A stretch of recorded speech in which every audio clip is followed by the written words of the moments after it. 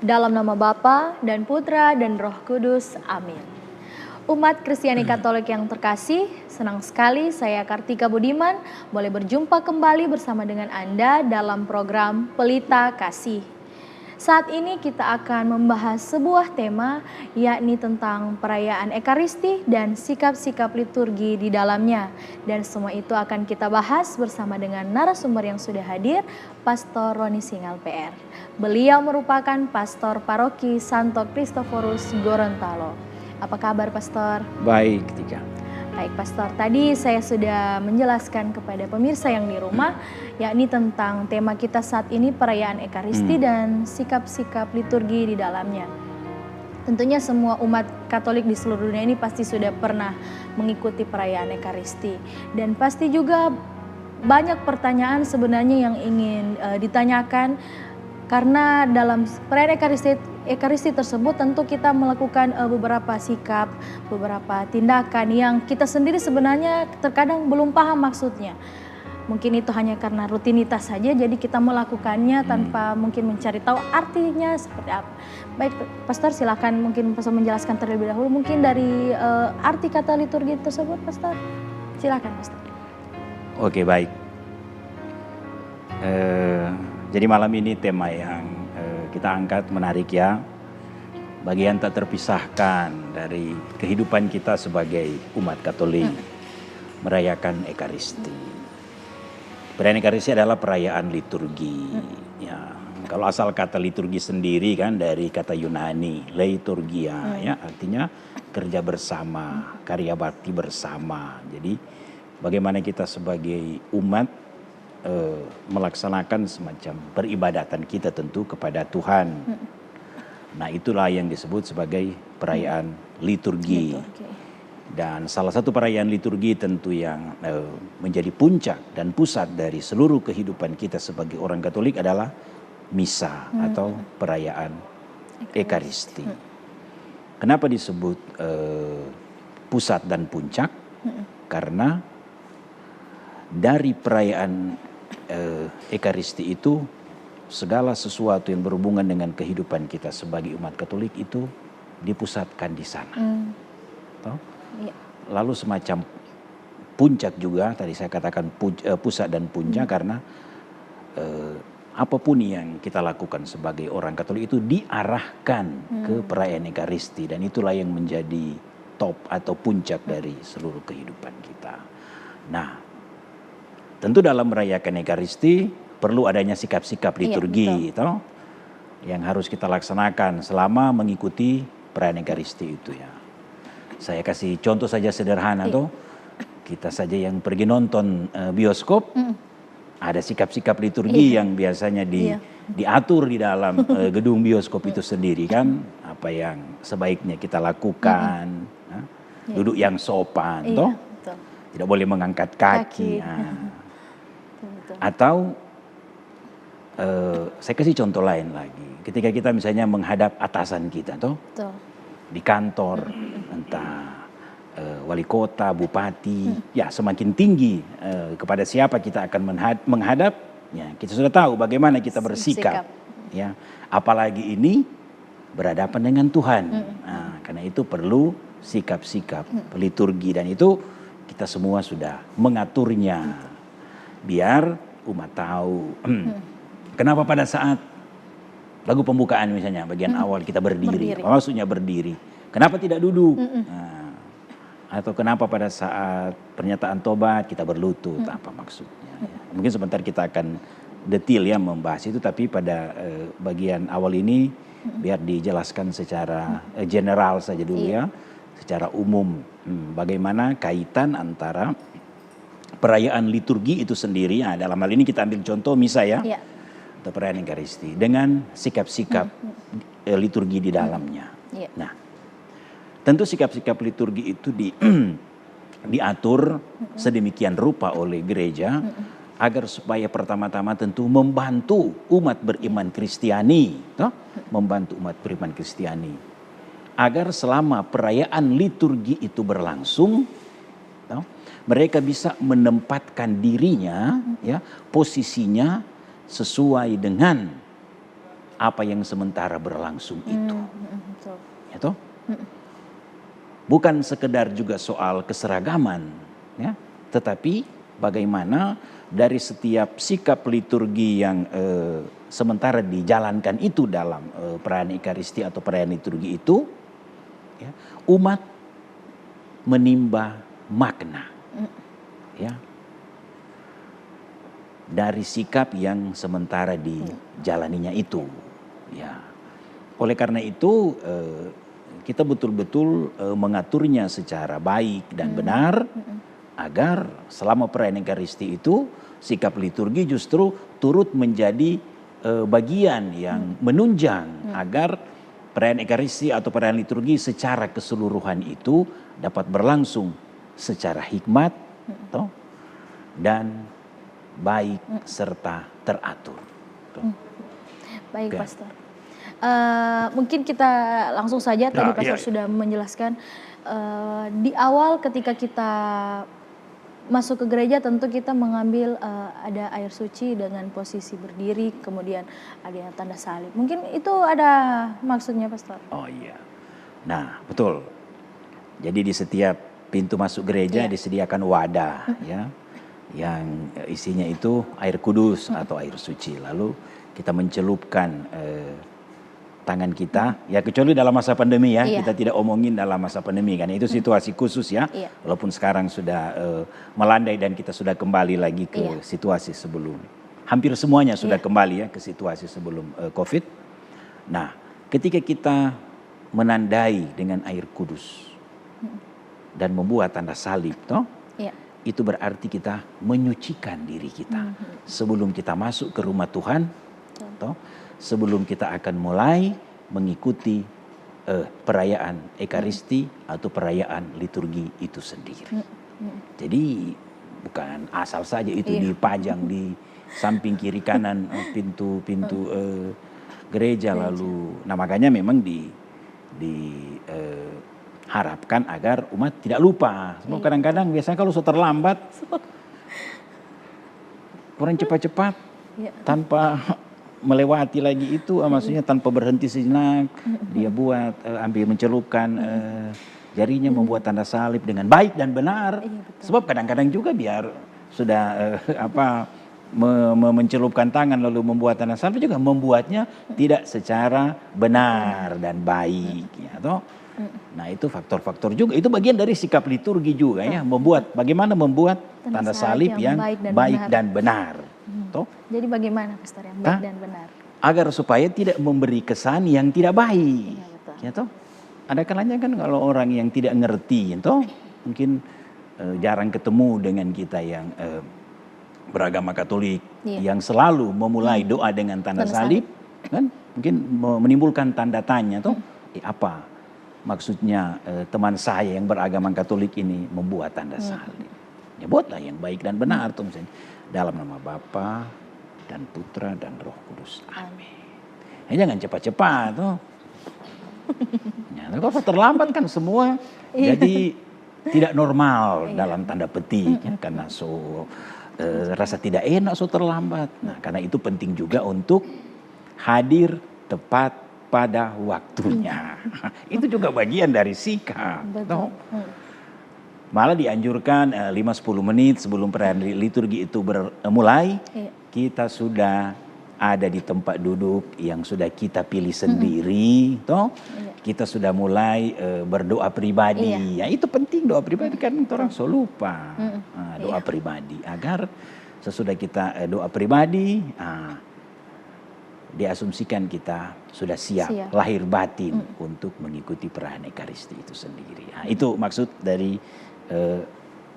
masuk lalu buat tanda salib. Saya kira itu ya yang ditanya tadi. Iya, baik Pastor.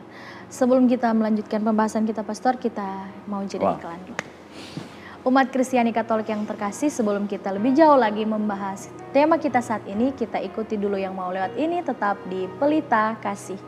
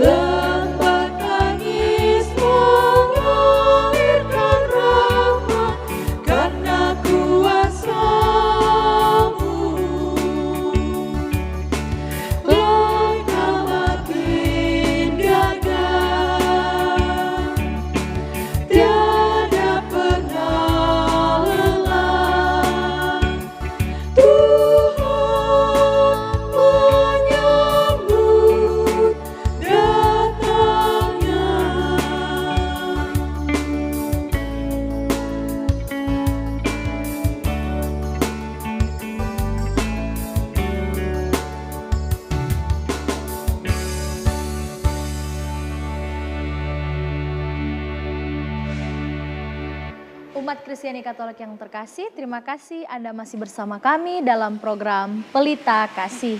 Baik Pastor, kita lanjutkan pembahasan kita. Tadi Pastor sudah menjelaskan tentang pada awal misa bagaimana kita harus bersikap dan apa artinya, di mana kita masuk itu sudah menyucikan diri. Dan selanjutnya Pastor, dalam perayaan, dalam misa tersebut ada liturgi sabda dan liturgi ekaristi. Mungkin Pastor bisa menjelaskan dua bagian tersebut, Pastor. Oke, baik. Jadi secara umum perayaan ekaristi kita itu dua ya. Dari lagu pembukaan sampai doa umat itu disebut sebagai liturgi sabda. Ya. Intinya pada bagian liturgi sabda ini adalah kita menyiapkan hati kita untuk mendengarkan firman Tuhan lewat bacaan-bacaan yang ada pada hari itu.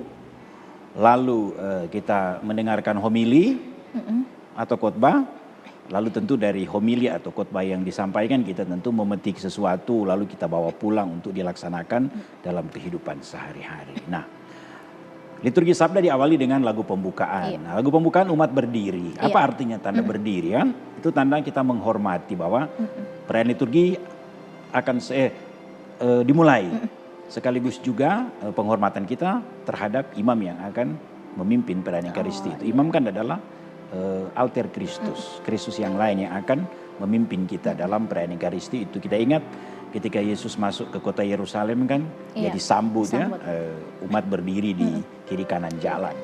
Jadi itu tanda penghormatan kita. Jadi umat berdiri ya.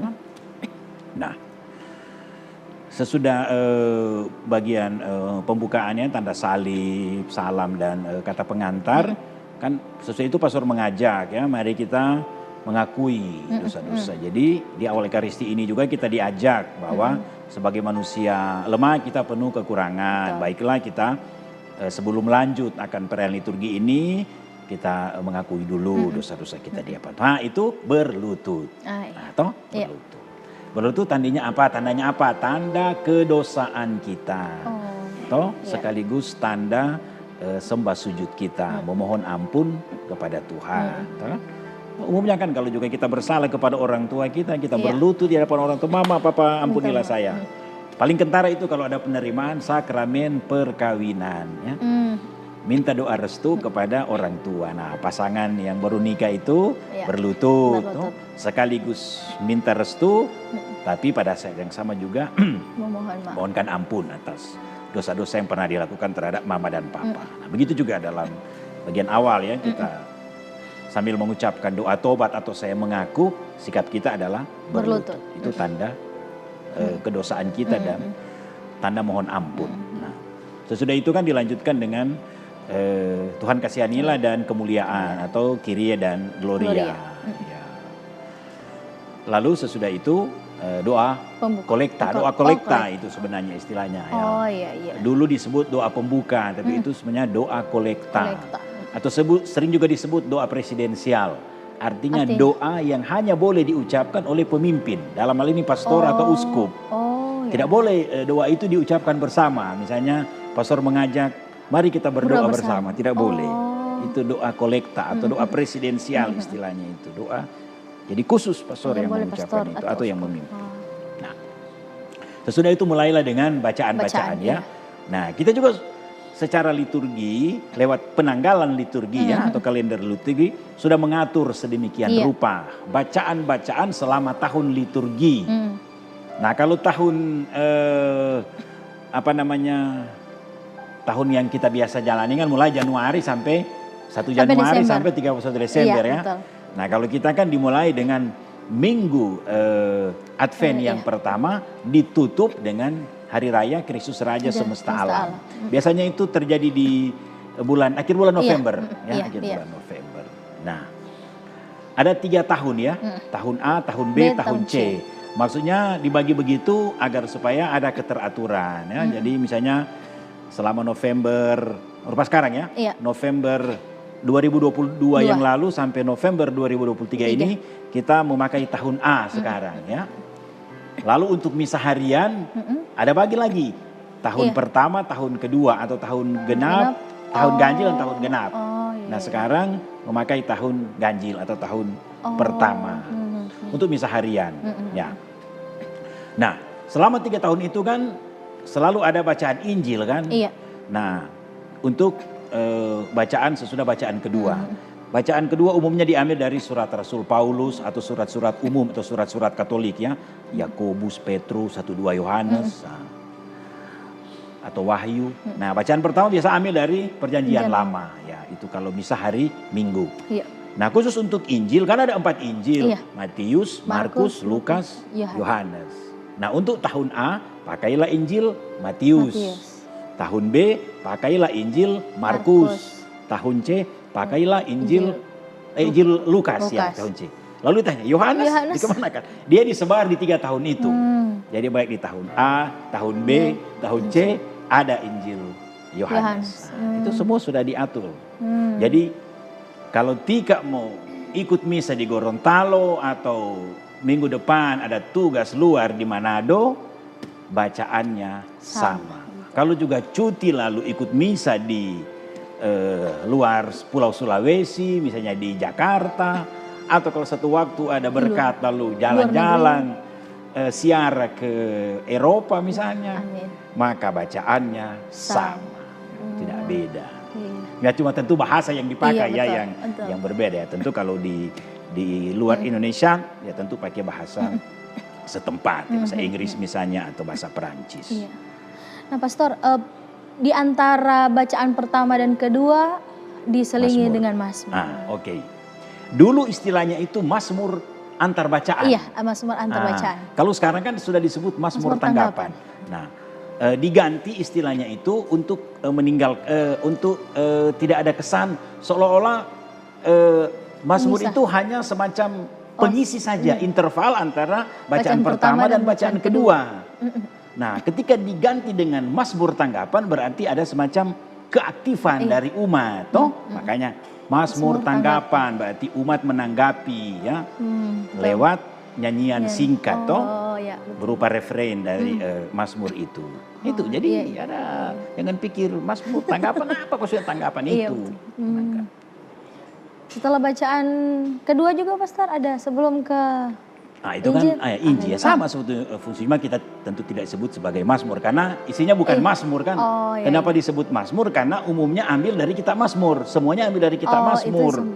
Nah, kalau bait pengantar Injil semacam ya petikan singkat saja dari kitab suci. Salah satu bukan isi kitab suci dari Injil biasanya bait pengantar Injil tidak ada di luar diambilnya dari luar Injil. Biasanya petikan di dalam Injil. Injil yang akan kita dengarkan. Dan itu ada kaitan dengan Injil hari itu biasanya bait pengantar Injil. Jadi semua ada semacam rantai yang ada kaitan satu dengan yang lain biar tidak terpisahkan. Nah, sesudah pada saat bacaan kita duduk toh? Iya, duduk. Apa artinya duduk lagi ya? Nah, kalau disuruh pilih kan duduk, berdiri, berlutut. Orang kan pasti akan pilih duduk. Karena paling nyaman kan? Paling nyaman. Nah, ketika mulai dibacakan bacaan toh baik bacaan pertama, bacaan kedua, khusus bacaan pertama dan kedua ya. Nah, kita duduk agar ya kita memang betul-betul bisa mendengarkan sabda Tuhan dengan nyaman. Iya, betul. Lalu pertanyaan, kenapa kalau Injil berdiri? Itu untuk menghormati Injil, ya menghormati Injil. Kita berdiri. Sesudah Injil, homili. iya betul, homili. Ya homili juga tentu bagian tak terpisahkan dari Perayaan Ekaristi itu bagaimana seorang imam misalnya lewat bacaan-bacaan yang direnungkan hari itu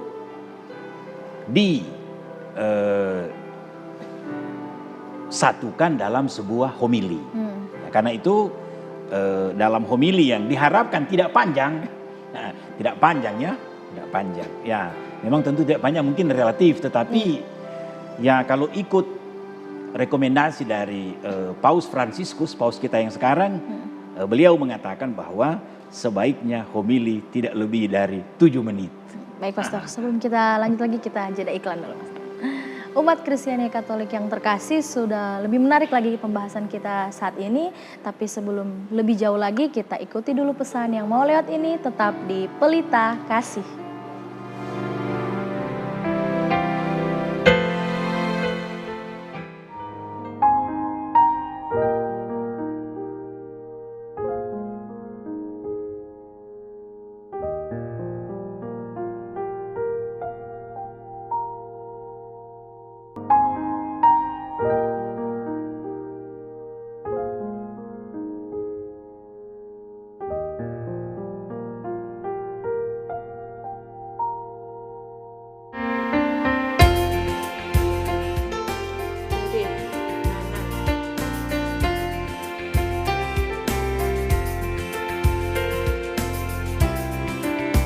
dengan gembira bersama melangkah, kita semua menghadap Tuhan, bertepuk tangan nyanyi sukaria, sebab besar kasih setianya.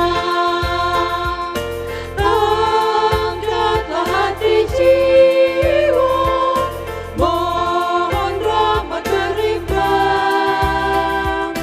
agar kita pun pantas berkenan kepadanya. Satukan kami umat-Mu ya Tuhan, dalam Kristus jadi satu warga, hingga kami sehati dan sejiwa memuliakan nama-Mu Tuhan.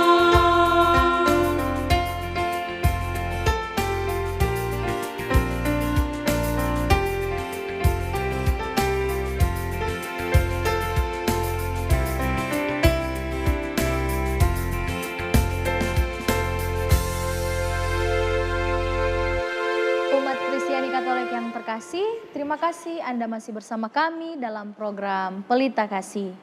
Baik Pastor, dalam segmen kali ini kita telah hadir audiens yang saat ini sudah hadir, yang mungkin akan memberikan pertanyaan kepada narasumber kita saat ini. Boleh silakan disampaikan pertanyaannya. Terima kasih atas kesempatan yang diberikan. Topik hari ini sungguh menarik, Pastor, karena berkaitan dengan aktivitas kita semua, umat Katolik, ketika kita mengikuti perayaan Ekaristi tentang sikap-sikap liturgi. Saya hanya mau menanyakan satu hal, Pastor, terkait lagu-lagu liturgis dalam gereja Katolik. Kita dalam gereja Katolik untuk susunannya, tata perayaan Ekaristi sudah tersusun secara sistematis. Tentu begitu juga dengan lagu-lagu sudah ada ditetapkan. Bagaimana ketika kita memasukkan lagu pop rohani, ya lagu pop rohani dalam perayaan Ekaristi. Ada yang tidak bisa ditentukan, misalnya dalam lagu misa, ya. Tuhan kasihanilah kami dan sebagainya tidak bisa diganti. Begitu juga dengan yang lain. Apakah kalau misalnya dalam lagu pembukaan bisa diganti dengan lagu pop rohani atau bagaimana, Pastor? Atau ada hanya untuk lagu selingan saja? Itu, terima kasih. Baik Pastor, silakan. Oke, baik. Jadi kita ada kriteria tertentu ya yang sudah ditetapkan oleh Komisi Liturgi. Ya. Nah, kita di Indonesia tentu yang ada di bawah Komisi Liturgi KWI, Konferensi Wali Gereja Indonesia. Jadi Komlit itu sudah mengatur sedemikian rupa mana kriteria-kriteria yang harus dipenuhi agar supaya sebuah lagu itu bisa dinyanyikan dalam satu perayaan liturgi, teristimewa perayaan Ekaristi. Nah, patokan utamanya adalah pakailah nyanyian yang ada di buku resmi gereja. Ya, itu patokan pertama. Yang ada sekarang kan puji syukur, mana bakti, sudah dicetak ulang juga syukur kepada Bapa. Ada jubilate juga yang pada beberapa puluh tahun sebelumnya juga ada. Nah, di situ berisi kumpulan, memang itu yang disebut lagu-lagu resmi liturgi. Nah, kenapa kita tidak memperkenankan lagu pop rohani dalam perayaan Ekaristi? Karena sebuah lagu itu seperti saya sudah katakan tadi memang harus memenuhi kriteria liturginya itu sendiri, tidak asal sekedar kedengaran rohani, ada mungkin 1-2 kutipan ayat Alkitab di dalam lagu tersebut, tidak hanya sekedar seperti itu. Yang kita memang agak ketat ya dalam menentukan mana lagu yang sebaiknya dinyanyikan. Dan kita juga sudah mengatur lewat masa di dalam penanggalan liturgi kan, masa Advent, masa biasa, masa Prapaskah, mana lagu-lagu yang dinyanyikan misalnya di masa Natal, lagu-lagu kumpulannya sudah ada. Jangan lagu masa Natal menyanyi lagu prapaskah kan tidak cocok, dan itu semua kita sudah tahu dan juga sudah tahu masa Natal lagu-lagunya ini. Bagaimana? Oh ya, tidak sembarang. Memasukkan. Oh, ya. Oke Pastor, terima kasih. Baik Pastor. Selanjutnya Pastor, tadi Pastor sudah membahas tentang liturgi sabda, dan kedua tadi Pastor sudah menyampaikan bahwa ada liturgi Ekaristi. Oke, jadi sesudah khotbah kan ada syahadat dan doa umat. Itu bagian akhir dari liturgi sabda. Lalu masuk pada liturgi Ekaristi yang biasa dimulai dengan persiapan persembahan, ya. Persiapan persembahan itu bisa berupa perarakan natura dan bahan persembahan lain yang dibawa oleh umat. Lalu menyanyi lagu persembahan sebagai ungkapan syukur kita atas berkat yang Tuhan telah berikan. Kita juga memberikan persembahan juga dalam hal ini. Lalu sesudah itu kita masuk dalam doa persembahan, ya. Nah, ini doa persembahan juga, itu doa yang diucapkan oleh pemimpin. Lalu masuk pada bagian inti sebetulnya dari perayaan Ekaristi itu sendiri, yaitu prefasi. Prefasi nanti sampai pada doa syukur agung, itu sebetulnya bagian inti dari Ekaristi itu sendiri, karena di dalamnya akan dikonsekrir, ya, hosti dan anggur menjadi tubuh dan darah Kristus. Itulah yang akan kita sambut nanti ketika tiba waktu untuk komuni, ya kan? Nah, prefasi juga itu kan sudah diatur juga.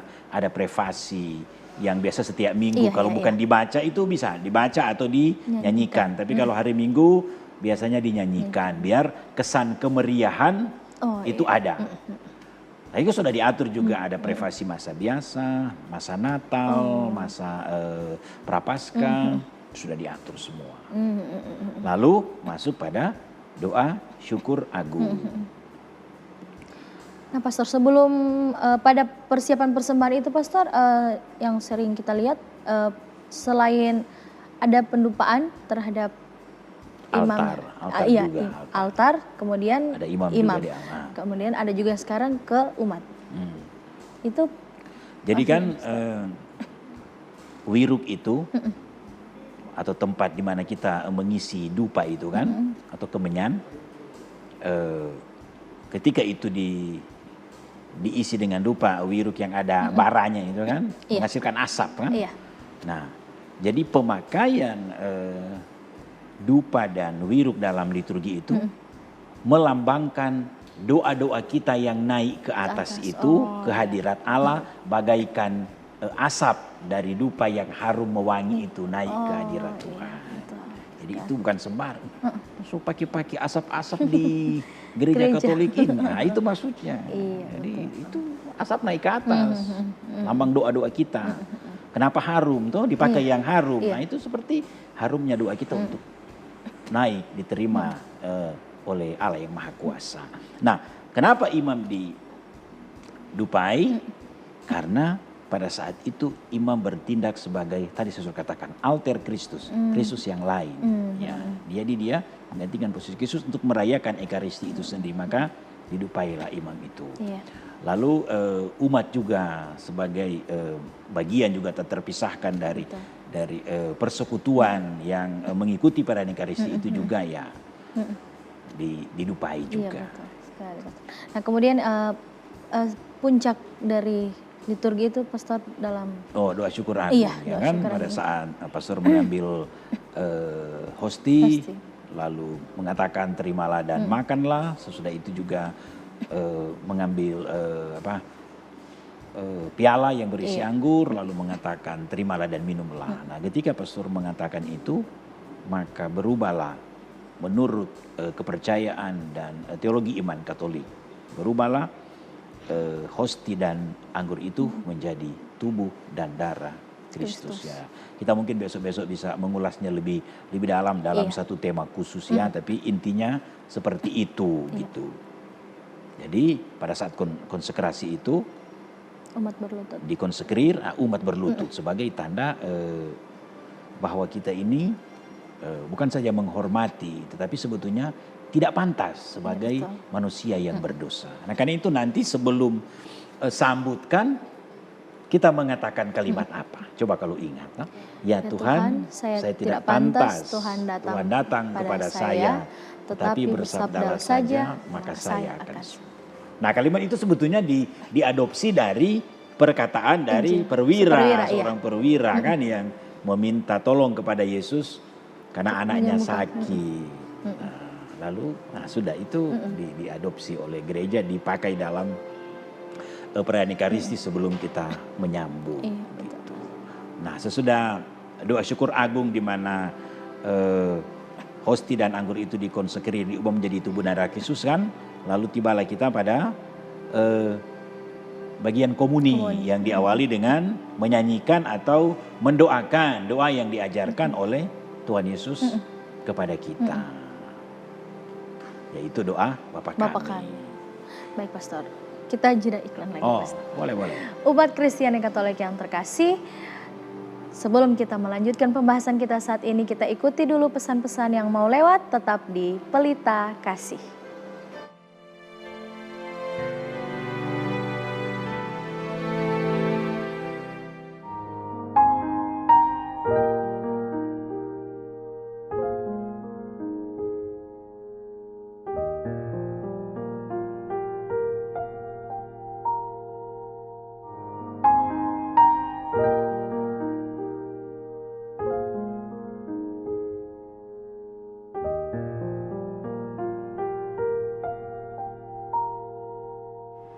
Umat Kristiani Katolik yang terkasih, terima kasih Anda masih bersama kami dalam program Pelita Kasih.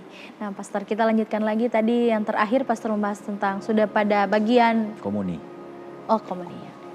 Yang tadi saya bilang komuni diawali dengan Bapa kami. Iya, kan? Iya betul. Nah, sesudah itu kan menyanyi lagu, ya sesudah ada embolisme dan lain-lain, doa damai, kita saling memberi salam damai. Kalau dulu bisa masih jabat tangan, tapi sekarang sebenarnya boleh, tapi ya karena masih mungkin pengaruh COVID, jadi kita masih saling salam COVID menyampaikan salam seperti ini, mengatupkan tangan di depan dada. Nah, sesudah itu menyanyi lagu Anak Domba Allah kan, Anak Domba Allah, Sanctus atau Kudus, Gloria dan Kyrie kan itu disebut lagu ordinarium. Tapi kekhususan ya pada masa-masa tertentu minus Gloria atau Gloria atau kemuliaan tidak dinyanyikan ya, masa Advent dan masa Prapaskah. Kenapa? Justru lagu kemuliaan kan menunjukkan kemeriahan. Kenapa ditiadakan ya? Supaya kan kita tahu masa Prapaskah, masa tobat, ya kan, masa puasa, berarti masa untuk introspeksi diri, masa sesal dan tobat. Jadi unsur kemeriahan di pending dulu. Begitu juga pada masa Advent, ya kan, masa penantian. Jadi kerinduan kita untuk yang bergebu-gebu untuk nanti di masa Natal, dipendam dulu. Ya, kita menyiapkan dulu, makanya yang disiapkan betul-betul. Kemuliaan itu ditiadakan. Nah, sesudah itu kan komuni. Nah, komuni sebenarnya bisa juga dalam dua bentuk, bukan dua bentuk. Kalau sekarang kan taruh di tangan, tapi bisa juga sebetulnya langsung di mulut. Kalau dulu begitu, tapi ya mungkin juga sekarang karena soal masih COVID, jadi ya mengurangi dulu touch ya, sentuhan. Nah, yang sering menjadi pertanyaan, kenapa umat hanya menerima satu rupa ya, tidak dua rupa. Betul. Ya kan? Betul, pasti. Jadi sebenarnya bukan dilarang atau mau dibedakan dengan imam, sebenarnya bisa saja. Tapi ini lebih soal pastoral, soal kepraktisan. Ya, kalau kita di Gereja Katolik Gorontalo umat memang tidak banyak, tapi itu pun durasi pada saat pembagian komuni terlebih pada hari-hari raya makan waktu. Iya. Betul. Sudah 3-4 orang pembagi komuni, toh waktu yang terpakai untuk itu lumayan lama. Iya. No, kita bisa bayangkan kalau di gereja-gereja yang parokia yang umatnya besar. Lalu mau umat mau sambut lagi dengan 2 rupa, kira-kira berapa jam mau habis di situ ya. Jadi itu semua soal kepraktisan saja. Jadi bukan soal mau membedakan. Toh pada momen-momen tertentu umat juga menerima sambut 2 rupa ya. Tubuh dan darah Kristus ya, pada saat menikah atau pada saat sambut baru atau pada kesempatan-kesempatan spesial lain. Yang penting tidak terlalu menyita waktu gitu. Lalu sesudah itu doa penutup dan pengumuman. Nah, sering pengumuman juga menjadi khotbah kedua. Karena kadang-kadangnya memang panjang-panjang pengumuman. Sudah 10-15 menit belum selesai. Ya, ada. Nah, karena itu kita di sini mempraktekkan yang ringkas, dalam arti kan kita sudah ada warta paroki, semua agenda dalam pekan itu sudah tertulis di warta paroki. Ya, tidak usah dibaca lagi, tidak usah diucapkan lagi. Umat tinggal baca saja. Tapi beberapa hal harus, walaupun sudah ada di warta, tetap harus diumumkan. Misalnya soal pengumuman perkawinan. Itu harus. Walaupun sudah ditulis besar-besar di warta, tapi memang pastor paroki itu harus menyampaikan secara lisan lewat mulutnya. Pengumuman perkawinan ini. Itu memang aturan. Jadi ada kekhususan untuk beberapa hal. Nah, lalu habis pengumuman berkat toh, lagu penutup baru pulang. Nah, selesai juga lagu penutup, bisa juga dipakai untuk doa pribadi lagi. Atau ada yang lain, devosi ya. Devosi kepada Bunda Maria atau kepada Hati Kudus Yesus. Kan ada 2 patung di gereja ya. Tuhan Yesus dan Bunda Maria, kita bisa untuk pergi berdevosi. Jadi ya begitu sampai selesai. Dan selama perayaan Ekaristi itu ada di situ duduknya, ada berlututnya, dan ada berdirinya. Dan kita sudah tahu semua di mana posisi untuk berdiri, di mana posisi untuk berlutut, dan di mana posisi untuk berdiri, berlutut, dan duduk. Itu 3 saja yang dipakai. Kira-kira begitu. Nanti mungkin ada pertanyaan mungkin lain. Pastor yang terakhir, mungkin harapan Pastor sebagai pastor paroki bagi umat, terlebih khusus mungkin umat paroki Santo Kristus Gorontalo, ketika dalam perayaan Ekaristi harus seperti apa? Oke, baik. Jadi Konsili Vatikan kedua ya, itu mengeluarkan semacam anjuran agar umat itu mengambil bagian secara aktif dan penuh. Itulah yang istilahnya participatio actuosa, partisipasi aktif. Jadi kalau saat menyanyi, menyanyi. Ada buku panduan puji syukur, tinggal diambil. Puji syukur nomor sekian, menyanyi. Jangan hanya berdiri tapi tidak menyanyi. Baik, Pastor. Ya, betul, Pastor. Dan yang paling terakhir, Pastor, mohon Pastor berdoa bagi kita semua untuk kain penutup pada acara ini. Baik. Jadi mari kita akhiri acara pelita kasih kita kali ini dengan doa. Mari kita berdoa. Dalam nama Bapa dan Putra dan Roh Kudus. Amin. Bapa Surgawi, kami bersyukur kepadamu untuk saat ini kami boleh mempersembahkan lagi satu tema dalam acara pelita kasih, yaitu tentang bagaimana kami mengikuti perayaan Ekaristi dan sikap-sikap liturgi di dalam perayaan Ekaristi tersebut. Semoga kiranya apa yang telah kami bicarakan malam ini betul-betul akan kami laksanakan, akan kami praktekkan secara baik dan benar dalam kehidupan berliturgi kami. Sehingga kehidupan liturgi kami bukan saja semakin berkembang menjadi lebih baik, tetapi betul-betul terjadi sesuai dengan kehendak-Mu semata. Kami akan pulang dan kembali ke tempat dan rumah kami masing-masing, sertailah ya Tuhan, agar kami boleh tiba di rumah kami masing-masing. Terpujilah Engkau kini dan sepanjang masa. Amin. Dalam nama Bapa dan Putra dan Roh Kudus. Amin. Terima kasih Pastor untuk pembahasan kita saat ini, dan terima kasih kepada seluruh umat Kristiani Katolik dimanapun Anda berada yang selalu menyaksikan program Pelita Kasih ini. Saya Kartika Budiman beserta kru yang bertugas mohon undur diri. Terima kasih, Tuhan Yesus memberkati. Dan marilah kita menyaksikan penampilan dari Santa Cecilia Choir.